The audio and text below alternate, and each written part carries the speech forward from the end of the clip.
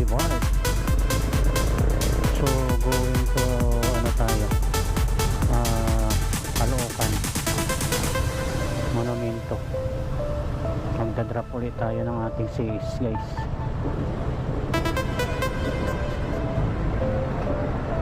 So kanina dito tayo galing Ayala Boulevard going to Luneta.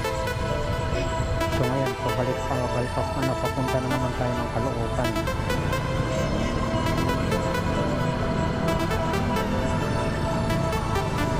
Ito yung pangalawang sis pa lang natin.